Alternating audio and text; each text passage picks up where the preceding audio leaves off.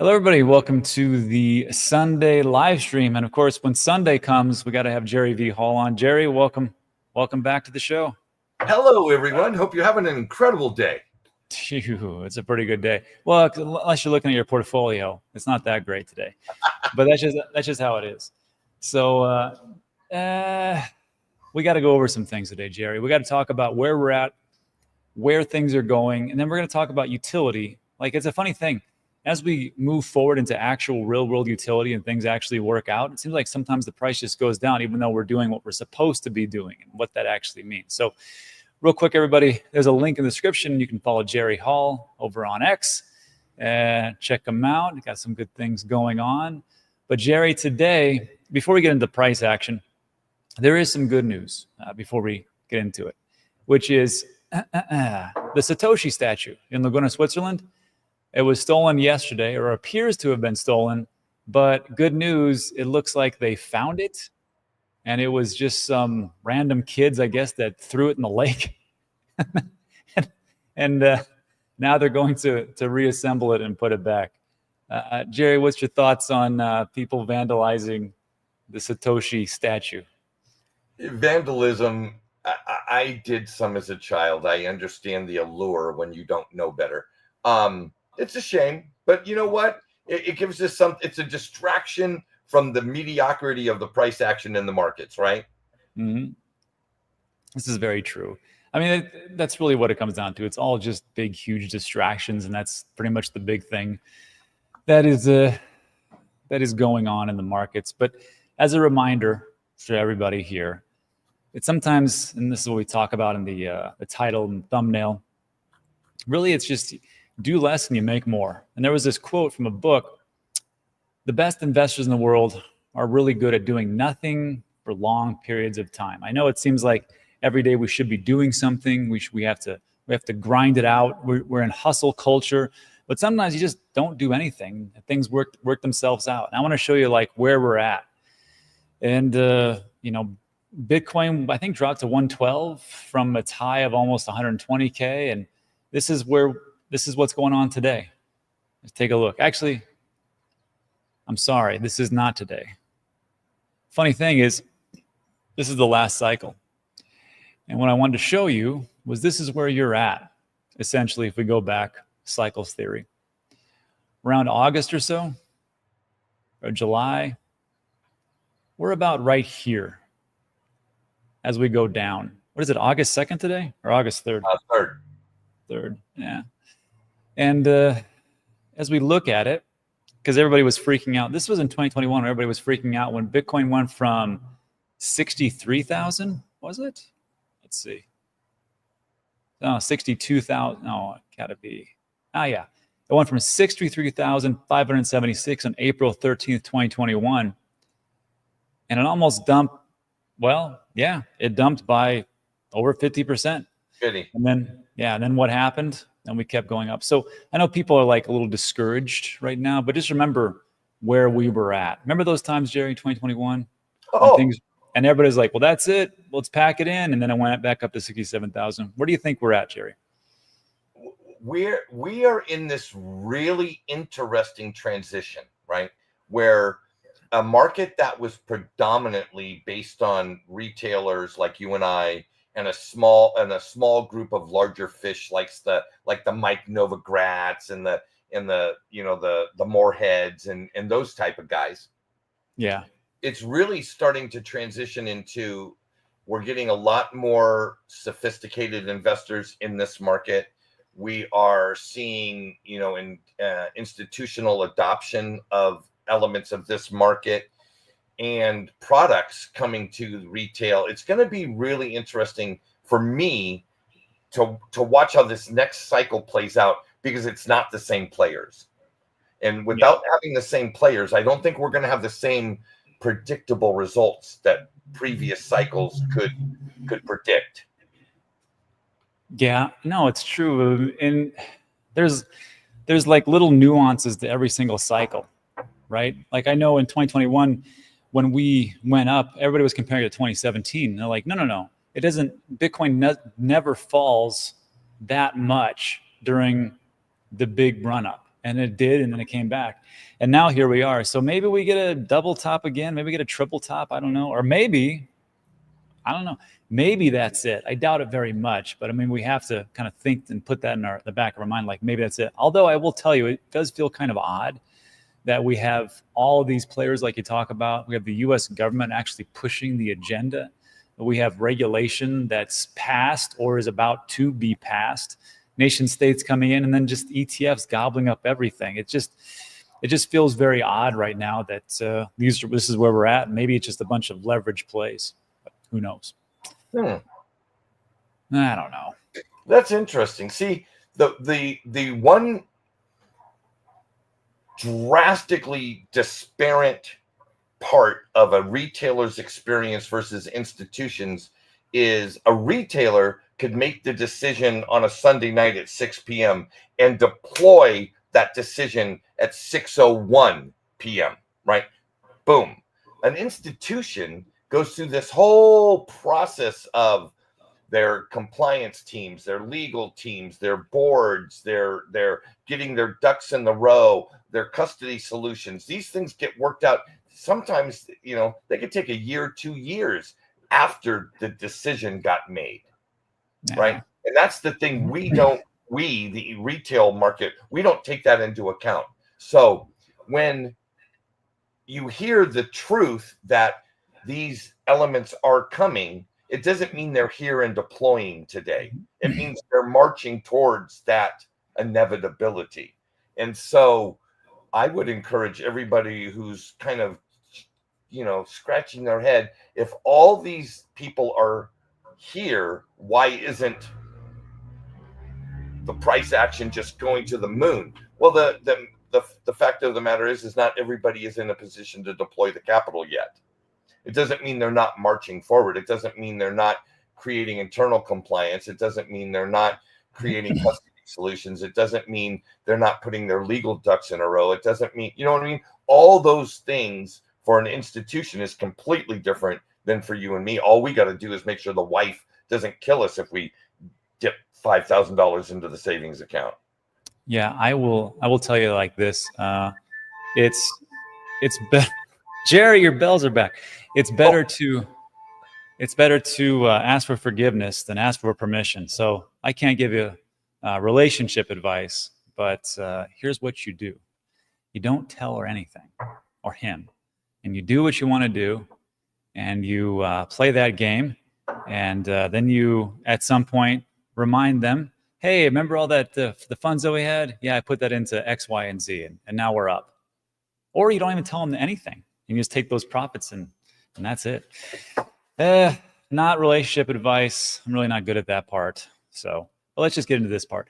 So the markets, and Jerry, like what you were talking about, like these institutional players on the weekends, they're pretty much sitting out. There's really not much they can do. But we, the retail, is here. And maybe that's the reason for like a little bit of a jump in the greenery. That is the last 24 hours. Bitcoin's up a little bit, almost 100, back to 114K. XRP almost up a percentage point. What else we got? Anything else that did well? Dogecoin, this is definitely retail. Dogecoin's up 1%. And Cardano up 3%. Stellar 7%. How did Solana do? Oh, Solana's down. What are you going to do? Chainlink's up. Hedera's up. This is retail. This is what retail looks like before all the tomfoolery that is institutions do all the whatever they're doing. So we've got that. And then as a reminder, as far as like time frames, because people are like, what's going to happen next? I have no idea what's going to happen next. But if you go back over the last 4-year cycles, August is usually a pretty decent month on the 4-year on the all-time highs. Actually, after the halvings. After the halvings, things look pretty good. So like the halving last year in 2024, August was not a great month. 2023 is not a great month. 2022, not a great month. But 2021 was 22% increase. And then you take a look at 2017, 77%, 2013, 30%. And so far, says we're up 0.48% in August, but every other August not so great. But September, historically speaking, is like the worst month. Not all the time, but September, historically speaking, is bad for us. It's bad for traditional markets, so we'll see. Also, I think things are going to do pretty well in September because that's when the Fed meeting is, 17th of September. We're looking at an 80% chance of a rate cut, thanks to all the nonsense that was the revision of the non-farm payrolls. And before we get into developers and Cardano, and we're going to compare how much developers are out there as far as Solana and Bitcoin and stuff like that. Jerry, what do you think about what we just talked about as far as timing, as far as the rate cuts and all that good stuff? I'm not really great at macro. You're better. You're much better at this than me. Well, I mean, what I'm looking at, and that's all I can really do is give you kind of like where I'm at. So what I'm looking at is a market that's going to generally some winners and loser type elements. So people will start making some bets on what they think is going to happen in the last quarter of the year. Like I've already started, kind of strategically playing that out. All my money currently is going into Cardano, and it's simply based on the reason that it's the furthest away from its all-time highs. And there's not much more to it than that. And the fact that they are actually making real progress. There are things happening on the Cardano chain. We'll get to it later. That are strengthening that particular philosophy that I'm carrying in right now. From a big macro perspective, I think you're absolutely right. I think the world will continue to deploy capital at the rate that it's deploying. And when you see the rate cut come in, in other words, something that's going to kickstart a liquidity cycle where more borrowing. See, I think a lot of the investment capital that's coming into the markets right now is coming from our incomes, right? Whether it be revenues from institutions or incomes from individuals. When the liquidity cycle happens, when the Fed dials that rate back a little bit, makes it easier to borrow money tomorrow than it was today, you're going to see some borrowing and assets will get purchased with that borrowing. I plan on doing some of that, to be perfectly honest with you. And if I'm going to do it, I can't imagine that others wouldn't also. That should kick off a nice trajectory, and then you're going to get a lot of people that are going to come in and take advantage of that volatility, and so your options and your derivative bets will be placed, and we'll go through that whole cycle of rinse and repeat for the rest of the year. Yeah, rinse and repeat, that's a good one. I just pulled this up because that was interesting. 70, I mean, as far as like how far away it is from its all-time high. Now, me and you differ in like what we're buying. I know you're big. I mean, you're going big into Cardano. I'm kind of diversifying. I'm still buying. Are you going Doge? Are you putting all that money into Doge? I should. I mean, who knows? I think no, it's not a bad idea because I think retail when they come back, I mean, really in droves, they're going to see Doge and be like, I heard of Doge, I heard of that. I think Elon Musk did something with that in the government. I'm not for sure. I don't know what that is, but yeah, I can't afford $120,000 Bitcoin. Actually, I got asked this yesterday. A friend of mine's like, hey, how can you buy Bitcoin when it's 120,000? Are you that rich? I was like, no, you can buy like $20. Doesn't really matter. And I compared them like, it's like dollars and pennies. And he's like, he goes, I'm just going to buy something cheap. And I'm like, that's the guy. That's the guy that's going to buy a boatload of Doge. But no, I've been kind of spreading things around, Bitcoin, Ethereum. And no, I'm not an XRP guy. I'm just not. I have a little bit, but not too much. Solana, Tron, like we talked about, Cardano. I have some Hyperliquid, and of course, Sui. But I mean, I don't really care which one knocks it out of the park. I know people will say, well, this one is awesome or that one's awesome because it has utility, Rob. It has utility. Well, let me tell you something. Here, let me show you this before we get into other stuff. I have in my possession, God damn it. There. I have in my possession, where did it go? Here it is. I have this phone, and this is through World Mobile, and I have service through World Mobile. And this is like my 4th day or something like that. So I've been using it. I've been making calls, data, getting on the internet, doing things online. Works great. And like I said, like I was over by the border highway because I'm in El Paso right now. And that's like right, if people don't know, it's essentially you're on the border of Mexico. And usually I'll have problems over there, but I didn't have any problems. Somebody dropped a call yesterday, but that was here. So that's like utility, right? That's real utility, have the service, everything else. And you look at something like this, you're like, why is this token down so much?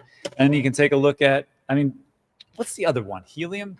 Helium does it, but they do a little different. Wonder how they're doing.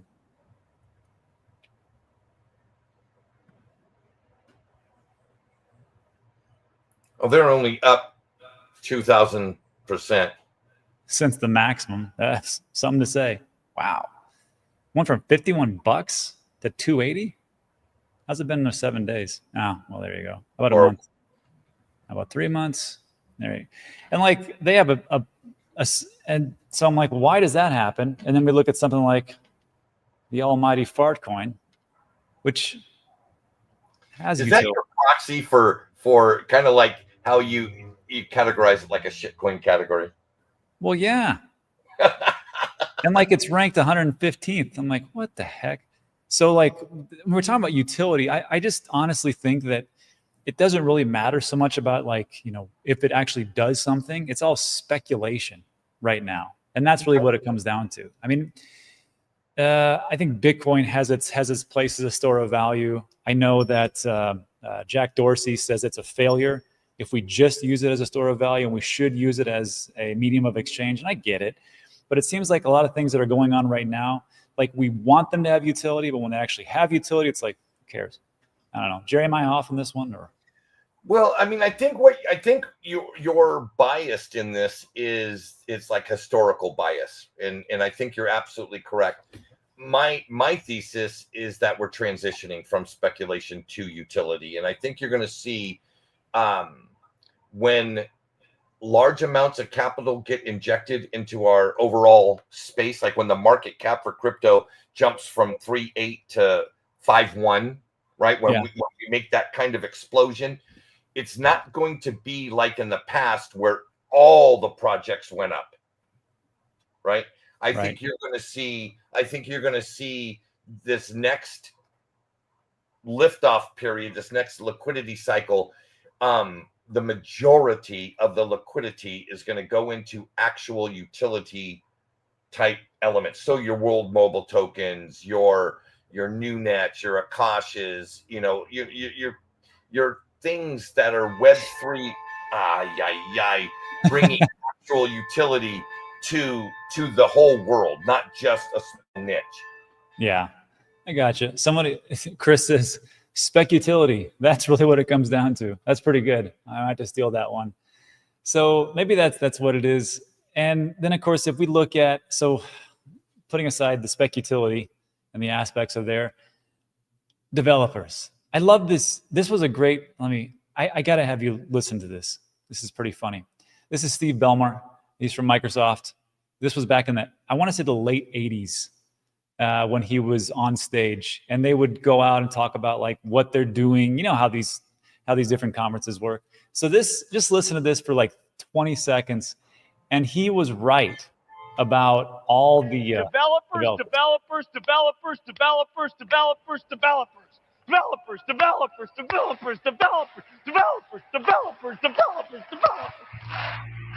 Man, cocaine was a hell of a drug back then.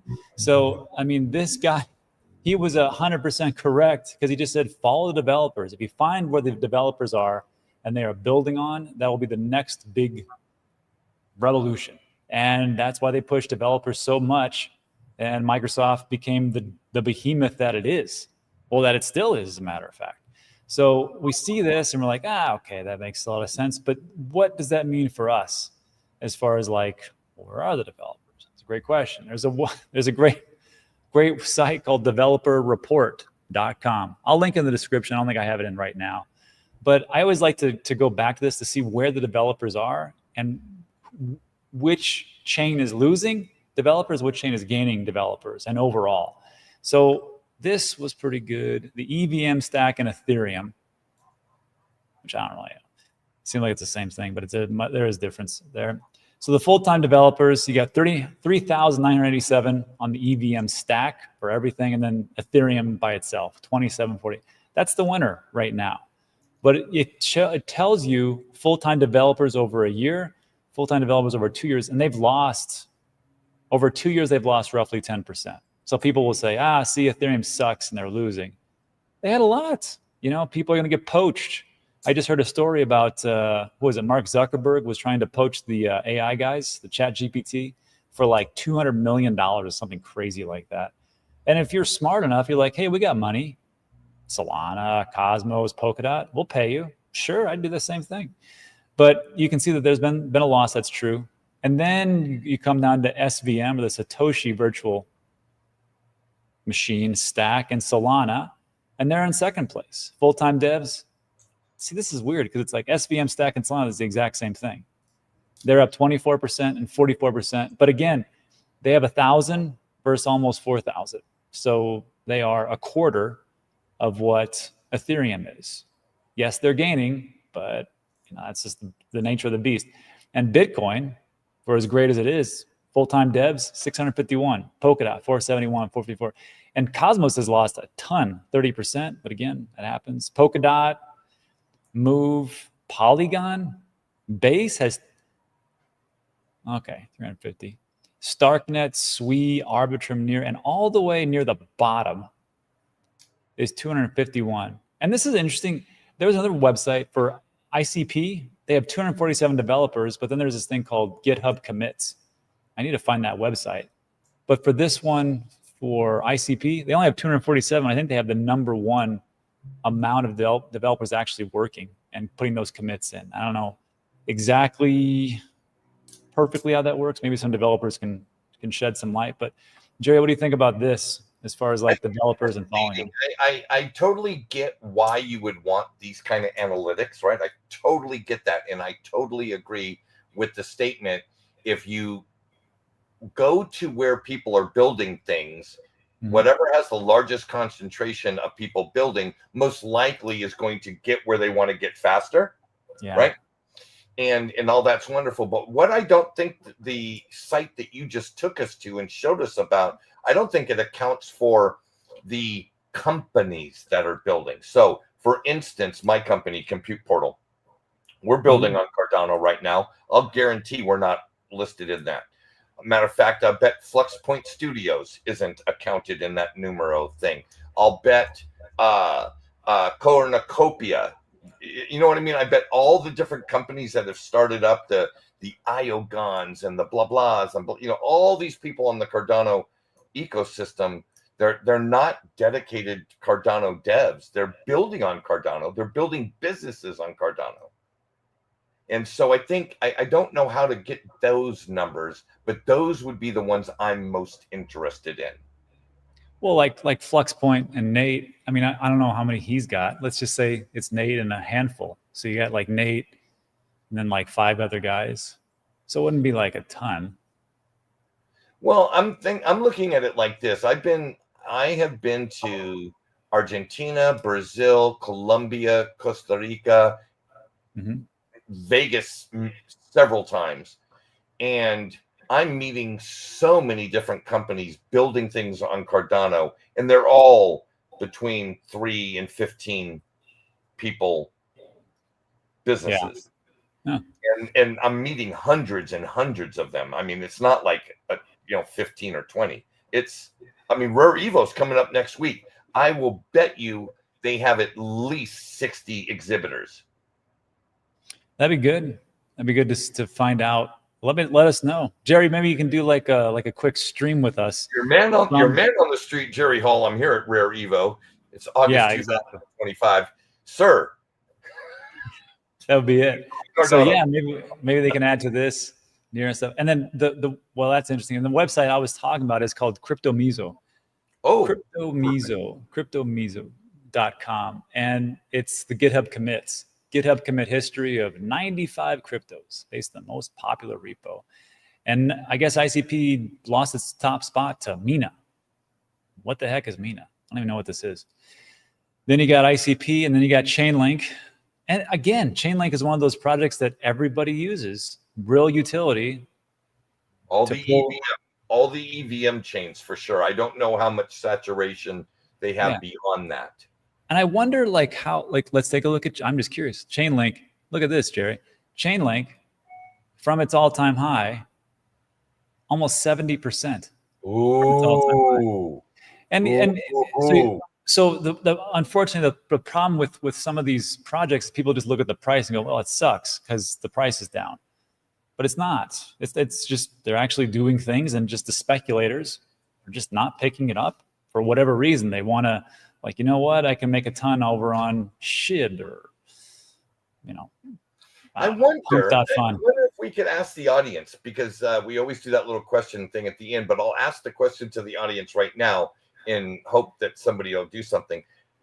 How many of you out there that have a strong Ethereum thesis are backing it up with a Chainlink investment? Like, if you're going to invest in Ethereum, do you also invest in Chainlink because it's a mandatory element to keep Ethereum relevant with information from outside the chain onto chain?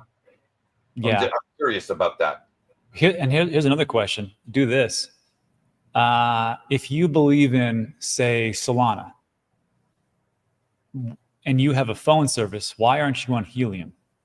And if you believe in Cardano, then when World Mobile opens it up, not just for early access like me, but they open it up, would you transfer your entire phone service to World Mobile? Why or why not? I think that would be the big thing. That would, because like, you got to put your money where your mouth is and go from there. Yeah, interesting. Hey, just real quick, I love this video, this developer, because I love the sweat profusely pouring through his shirt. Well, you know, I mean, look, I mean, the 80s was a hell of it. Like I said, 80s was a hell of a time. And then when you're doing stuff like this and you're like, hey, I just need a little bump. Let's have some fun time in the back room and come out here. Listen, you got the lingo and everything. I know. Yeah. Just to ride a little white horse and then get out there and start talking. Anyhow, but just real quick, I did want to bring this up because it was interesting about utility, or specutility, as Chris says, which is pretty good. Cardano. And it looks like this is what they should have done a long time ago. They actually put their money where their mouth is, and they ratified or approved, it looks like, a budget to increase for marketing, for developers, for engagement, for everything. And this just happened, looks like, is this the second or the third? Yeah, yesterday. So Cardano community approves a roadmap proposal unlocking a new era of decentralized delivery. This was August 2nd. Input-output engineering has officially been approved. Funding for its protocol roadmap proposal from the Cardano industry. My question is, why didn't they do this before? What this approved budget does, it allows it to do things like with Ouroboros Leos, foundational performance upgrade, Hydra for increasing transactions, Mithril, Bootstrap. Jerry, actually go through this because you know more about this. Ouroboros Leos, Hydra, Mithril. What do those do? You nailed everything. The only one that maybe could use a slightly longer explanation is the Mithril. Mithril allows any developer to come on and quickly get the state of the entire blockchain without I mean, if any of you had to, boot up a deadless wallet from zero after, I mean, it could take all day. Mithril gets you there and boom. Perfect. And then for all the developers out there, the problem that I would hear from some was that Cardano used this language Haskell, and it's a big pain in the A. So because of this budget, it looks like, well, many developers find it challenging to build new tools, especially with Haskell. They're going to create a unified Cardano blueprint addressing these challenges, to kind of break things down for there's one centralized place to get it. So that's essentially what's happening for Cardano. Maybe that'll help. But my question, again, is like, all right, well, why did it take this long to get approved? I know people will say, well, it's because it's a decentralized process, and this is for the DAO, and they have to go through things. But it just seems like they should have done this a lot longer ago, and they should have really pushed the stablecoin initiative. And they should, of course, it's easy to go back in hindsight and say, I knew it the whole time. But maybe maybe now we can do a little catch up. And does it even matter, Jerry? And of course, people I see in the comments already, it's a ghost chain anyhow, so who cares? Yeah, what do you think? I don't know about the whole ghost chain part. I agree with anybody who takes a stance that Cardano needs a stable coin. We need a trusted stable coin.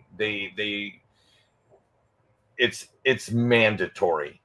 Okay, so until that comes, elements of commerce will be stymied, right? Will be stymied. Yeah. So that's got to come. Now, why hasn't it happened before?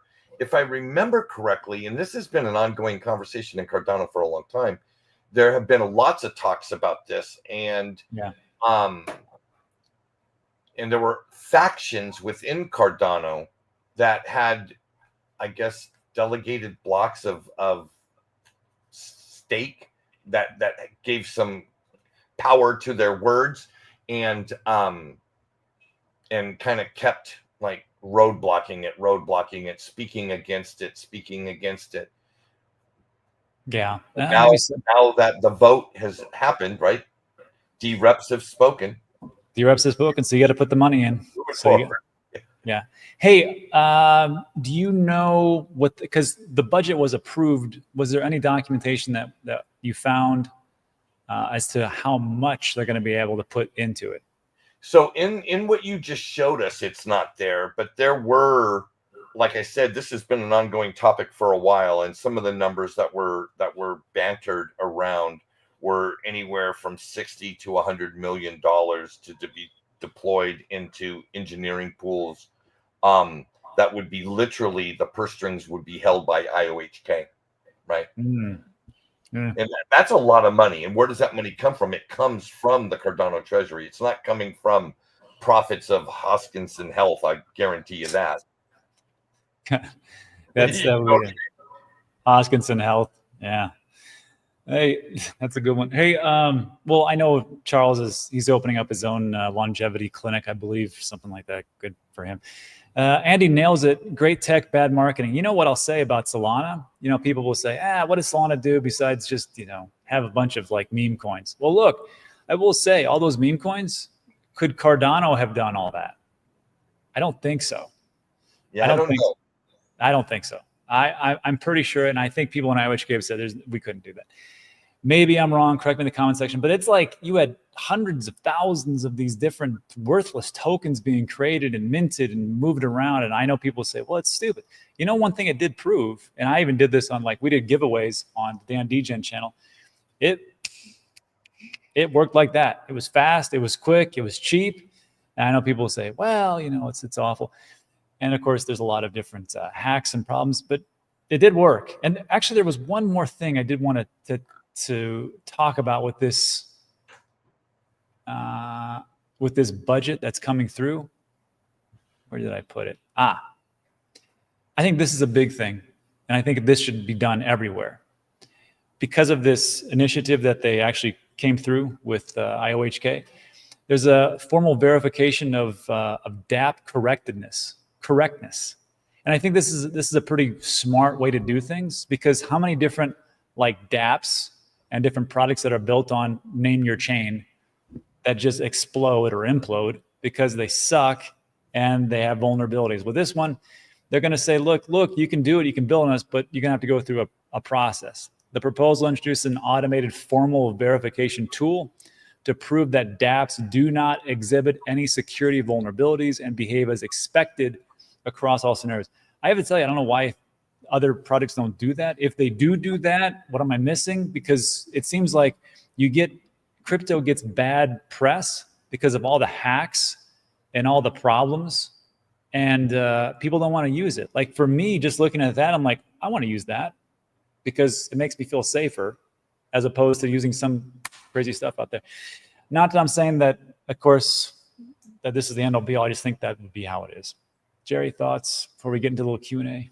I think you're going to see, as we become more and more regulated and more adopted into quote unquote the legacy world, you're going to see more and more requirements for those kind of assurances, because there is no way consumer protection agencies are going to allow banks to use apps that don't secure the public. I mean, it's just not going to happen. Yeah, it's pretty If bad. we want adoption, if we want to be a cottage industry, this cute little kind of thing over onto the side, blow shit up, go have a good time. If you want to reach the masses, you better be darn sure that what you're building is bulletproof. Yeah, I mean, it's great to like. I mean, it's great until everything collapses, right? Hey, here's a good question. So first of all, everybody, thanks for stopping by. Me and Jerry appreciate you a lot. But that'll conclude everything that we talk about as far as like what's going on in the news. Let's get into a little Q&A, and I'll go from there. So this is Andy. What's your thoughts on the midnight tokens with all the scam? And this is a good question. With all the scam links and different problems that you've seen, especially with other airdrops and such, is it better just to do nothing? Jerry, what are you going to do? Because as far as I know, like with the midnight, when we had Peyton or Big Pay on, he explained it. There's a link in this. I'll link the video. Hey. Yeah, but he says, it's essentially if you hold Cardano, 50% are going to go to Cardano holders. It's also Bitcoin, Ethereum, I want to say Solana and BNB, maybe, and also XRP holders. They get a percentage of this midnight token, which is good for privacy. But are you going to do this, Jerry, and go through the process? I have a procedure already mapped out. When the remaining documentation on the claiming process comes out, yeah, and Digital Asset News does an entire show on it and brings in some expert from the Cardano industry to give us kind of the A, B, C, D, E, F, and G of it. I'm gonna download that particular video, and I'm gonna meticulously watch it until I understand it. And once I understand it, then I'll execute on it, and then I'll be done with it. And it's really gotten to that point. I've found some trusted people that when they put stuff out, I can believe it. And everybody else I don't believe, because I am relatively intelligent and been experienced in this market, and still am finding myself like almost wanting to do scams that a little voice goes, that could be a scam, but it sounds so good and it looks so good. You know what I mean? So I don't know necessarily what to do other than to follow somebody who's earned my trust. To be perfectly honest with you, that's how I'm going to deal with that, because I just don't have the bandwidth to become an expert. I think you're muted. Yeah, like I said, sorry about that. I don't have the bandwidth, like you said, or the time. So I'm just gonna probably have Peyton back on and talk to him about it. But this was the video that me and Pay did. And as far as like the midnight airdrop, 50% of the supply that's going to be delegated for the airdrop goes to Cardano holders, 20% goes to Bitcoin holders, and 30% is split among Ethereum, Solana, XRP, BNB, AVAX, and BAT, Basic Attention Token. And what this all does is it took a snapshot months ago, I believe. And and it's going to say, okay, now connect your wallet to this. Then they're going to have some kind of integration on their site, and they're going to give you the tokens. I don't really want to do it. And people will say, well, just move all your crypto off that wallet to another wallet, and then connect that wallet to the site and get your midnight tokens, and then you don't have to worry about it. And I'm like, yeah, but the thing is, the more sites that my wallets get exposed to, the more risk I have. So I'll bring Pay on, you guys can, and we'll talk about it, but I'm probably not going to do it. That's just how I am. Wow. Yeah, I just don't want to do stuff. No, that's an interesting perspective. Okay. Yeah. And then, and this leads in our next point. Cobra guy. That's good. He says, he or she says, I'm still getting that TradingView scam commercial every time on your stream. Did you see that video? I saw your video on it. Holy tamale. Man, I got ticked. I was this close to dropping F-bombs because I was so frustrated with what was going on, but I didn't. But there's this video for TradingView, and it's this guy it looks like it's probably an actor or AI generated. It looks like an actor though. And he says, hey, just so you know, TradingView, and it looks like it's from the official site. TradingView just did an integration with ChatGPT, and all you gotta do is, if you got the app, great. Then also there's another piece of download. Just stick that in the app, and we'll integrate ChatGPT, and you can make a boatload of money. And of course, my friend of mine did that, and he lost his life savings. So, good luck. Yeah. And if you don't know what I'm talking about, just let me see if I can find the video. Let's see.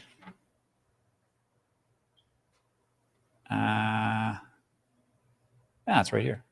Looks like this. It's this one. Massive crypto. That guy right there. Yeah. Yeah. So anyhow, yeah, check that. I should really make that as like one of the crypto critical videos. Pretty good. I would. And it's not necessarily that specific video. It's getting your mind around the fact that the dangers are getting harder and harder to spot. Yeah. Like, they're getting so sophisticated. AI is getting so good. And it's back to, who do you trust in what? And so your comment, and I'm thinking about this since you said it, you're not going to do anything about that. You might not do anything around the midnight drop, is really telling that a guy who's as deep into this space as you are so cautious of the 500,000 different scams that are going to be thrown at us. Yeah. Do I click the wrong website, right? Do I follow a X link that takes me to a link? Like, how are we going to know what link for claiming portals is legit versus a scam? Yep. Yeah. Right. When you're not getting direct deposits into your wallet like the old days, yes, and you have to go do something to get something, that's where all the scammers exploit that portal, right? That mechanism. No, you're right, and it goes back to what we said in the beginning. The best investors do nothing for a long time, and I just summarize that as do less, earn more. And it seems like when people start to do and I'm not saying like this is the worst thing, I'm just saying I'm not going to do it. Everybody else is up to whatever they want to do, but I just don't want to do it. And I just don't think it's worth the risk. And people say, well, you can do it the safe way and this way and this way. I'm like, I'm not doing it. So, yeah, that's that part. What else was I going to show? There was one more thing. Not the developer one. Hacks. And this is a good, before we get to answer this question about Akash, which is a good one from Andrew. Why are you so hyped on Akash? It's been a super bleeder for me, Grade 24. Before we get into that, there was this question that we were asked at NFA Live about what do you think is going to be the next catalyst to drop us into a major bear market. And I said, it's probably going to be some kind of hack.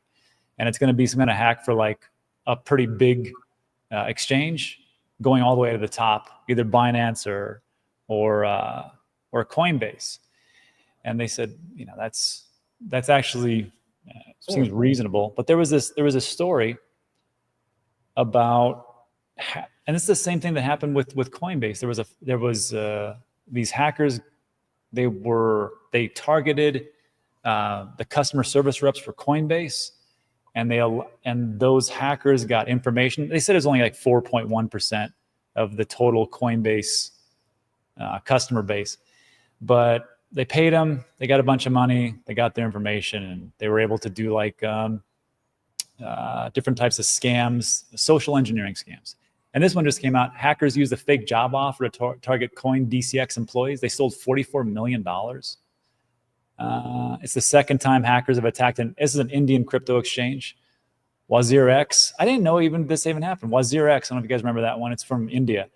They got hacked for $230 million in July 2024. And it was orchestrated by North Korea's Lazarus Group.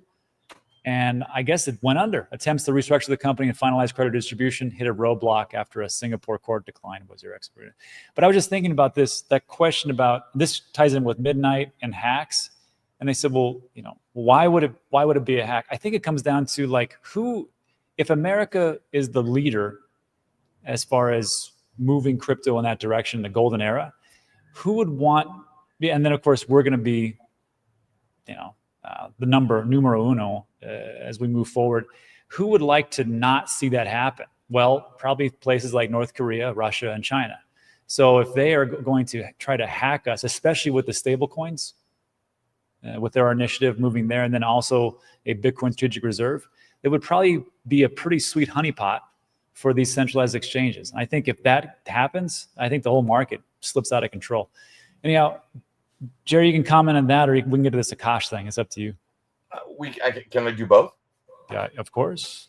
Sunday, we do what we want. Now that I'm analyzing it, I think you're right. The next something that'll throw this market into a tailspin will be around confidence and trust. I agree with that completely. There is nothing more unsettling for an investor than to not be assured that your assets are safe.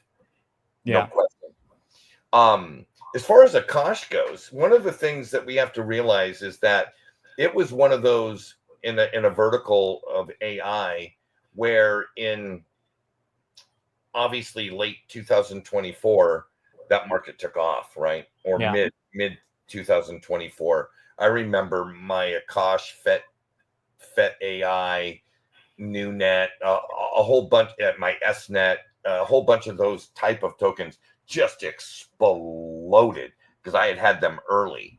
I'll tell you why I'm so bullish on Akash, and the same thing with Aether, and the same thing with all of those coins in that world. Compute and AI is only going to grow. It's only going to grow. There is no down. There is no down. We wipe down out of your mind. And so placing bets in areas that provide compute to run AI are pretty smart.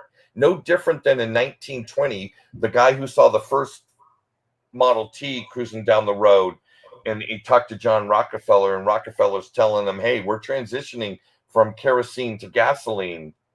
You want to get on this train? And I don't want to be the guy who goes, you know what? I'm really happy with my horse and cart. Yeah. I just want you to build me a faster horse and everything will be great.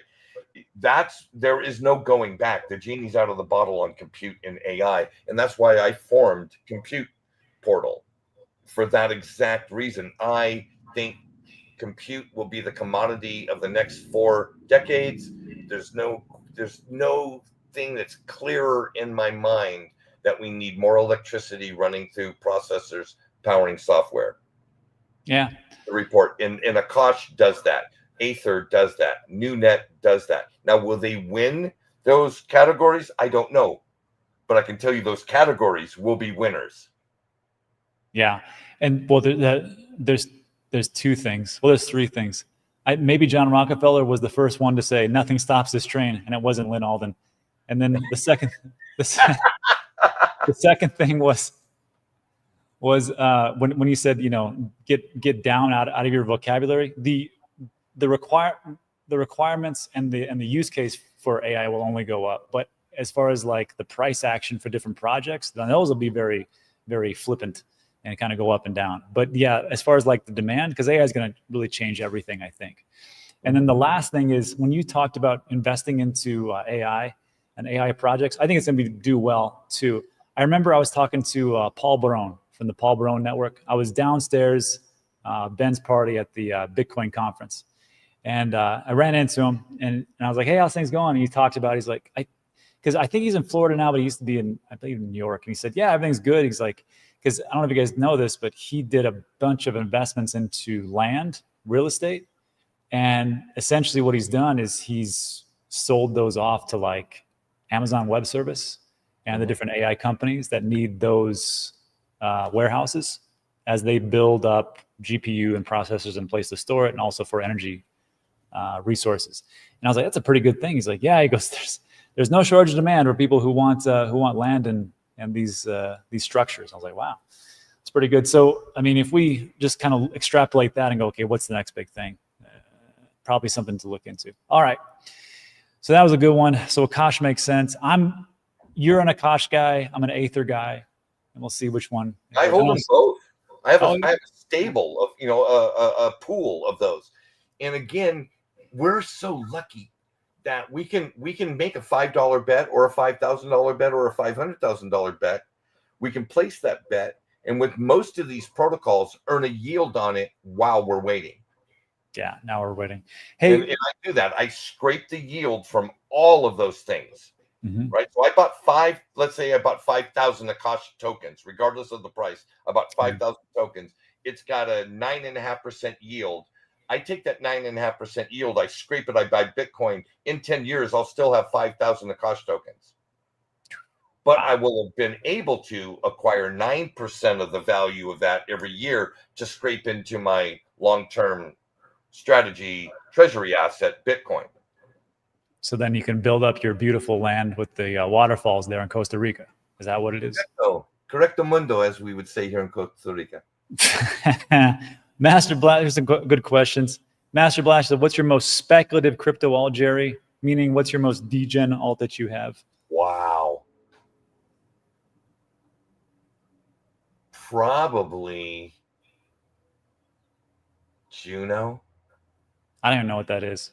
It was built on the Cosmos SDK, and it was a community built, community held, no VCs, no angel money, no nothing, just a project, a layer one for people to build on. And I did my own NFT collection for days of the year on the property for Airbnb properties. So on my property, I built this whole little thing with Juno to sell NFTs for every day of the year. And yeah, I thought it was interesting. A project completely owned by the community. No VCs, no angel money, nobody beholden to anything.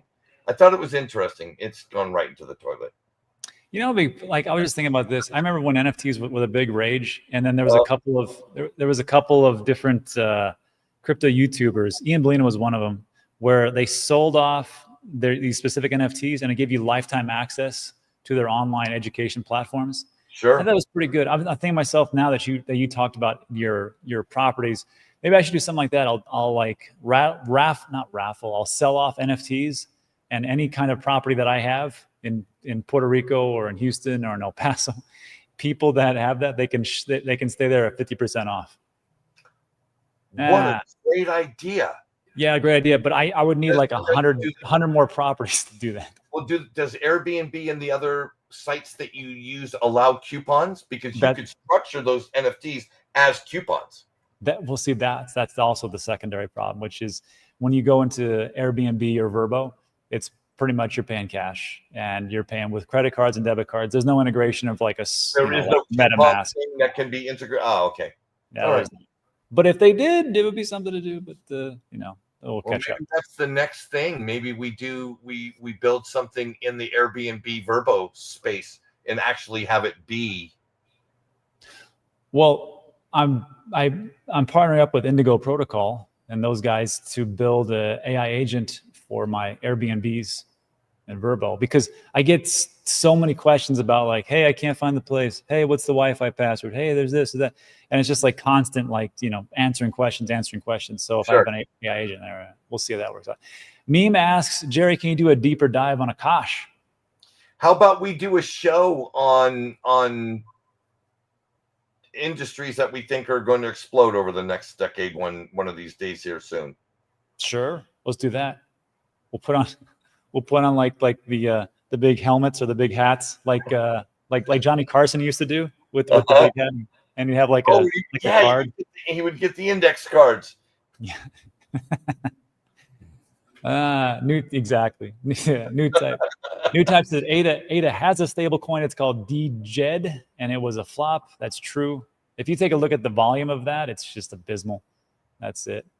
Mike says, abolish the Fed and confidence and trust will be restored to the Republic. I have to agree with that one. That'd be nice. What else? Hey, anybody here own MicroStrategy?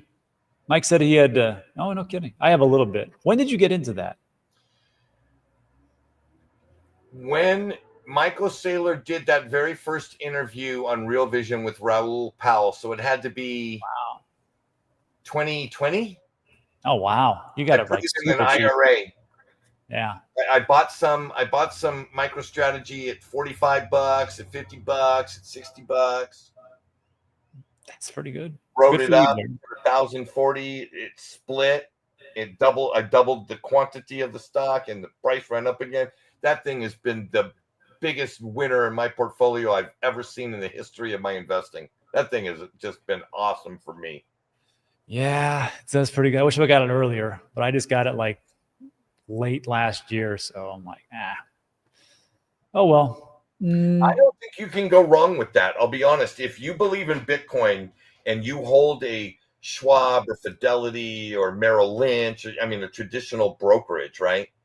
And you're not, if you don't have some MSTR in your 401k, then I don't know if you really understand Bitcoin, right? Because it is a 100% Bitcoin lever. It's a Bitcoin leverage play, 100%. Very true. Yeah, maybe I should start dollar cost averaging that instead of my Tesla and Nvidia. Oh, Diamond's in Costa Rica, and he had his car. Yeah, crime in Costa Rica in the cities are crimes of opportunity. So if your car isn't locked up in a thing, then it's fair game, especially if you're in a foot traffic area. Unfortunately, I'm sorry to hear that, man. I live out in the country, and so I don't suffer those same consequences. Which is good. Sorry to hear that, Diamond. Bison said Sailor is like Mad Max for Bitcoin. Oh, that's a good thing, or I was on Mad. I don't know. I don't know if he's talking about like the dystopian part of it, where everything's collapsing, or if he's talking about Mel Gibson actually making it through the movie. I don't know which one it is. It's one of those two. Crypto says, "Isn't it better to buy MicroStrategy at the end of the bear market?" I think it's.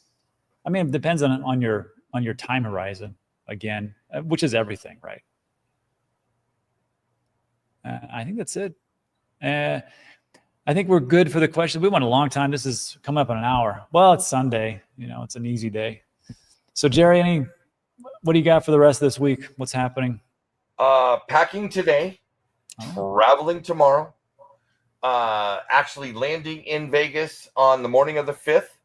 Okay. Looking forward to hanging out with the guys from Sin City Crypto that you introduced me to at the last Rare Evo event.